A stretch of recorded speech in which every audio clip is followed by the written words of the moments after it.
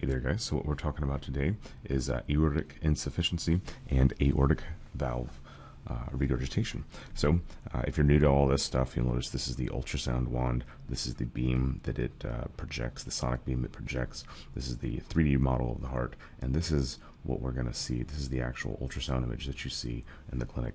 If you're new, again, please remember this green dot corresponds to this green dot to help keep you oriented. So I'm going to play the video and we'll see the ultrasound wand pan up through the heart. Notice here that as we see on this beam projected over top of the rendered heart, this is the left ventricle and this is the right ventricle. And what's going to happen is we're going to work our way up. As we work our way up this direction towards the top of the heart, you're going to notice that this left ventricle begins to narrow. We're going to go through one of the valves, and then it's going to begin to narrow and kind of wrap around and end up in the aortic valve over here. So this left ventricle is pushing blood, is eventually going to come out here, push blood to the aorta, and the aortic valve that we're going to stop at is going to be at about this level. So let's see it. So that's the mitral valve. That's wide open right there. That's it closed. And we're moving up, and we're going to get to the level of the aorta right now.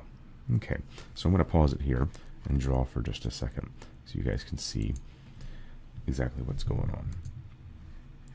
So one of the points of the aortic valve is to serve as the barrier between the left ventricle and the aorta, right? So the left ventricle is over here. I'm going to draw this really poorly. So this is the edge of the heart. And the job of the left ventricle is to push blood out through here, through the aorta, to the rest of the body. So that's the aortic valve. And it separates this chamber of the heart from the rest of the body. So this contracts, squeezes all the blood out, and the blood is at higher pressure up here. And as this relaxes and you develop sort of a negative or a lower pressure, this aortic valve is supposed to close to prevent any blood from rushing back down this way.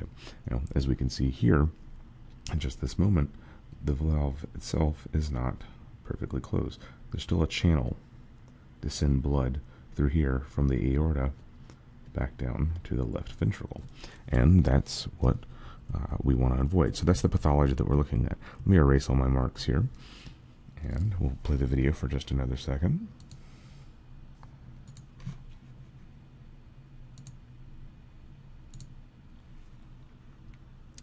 Here we go. You'll see you'll pan back through it again, and you'll see that the valve itself never quite fully closes. And that's the problem. This right here, you should see this be closed there, and that should all meet. Those are the three leaflets of the valve right there. And here at their tightest point, they're not quite closed. This would be one leaflet. This would be the other. And this should be the third. There's still a little gap right there in the middle, and that's a bad thing. So this can happen for a couple of reasons. A major reason is actually idiopathic. They don't understand. The aorta begins to dilate for some reason, and this makes it obviously harder for the leaflets of the valve to close. And also endocarditis can get in here and affect and sort of eat away at the aortic valve leaflets, preventing them from completely doing their job. So you'll notice right there, this is aortic valve insufficiency and one of the causes of aortic regurgitation.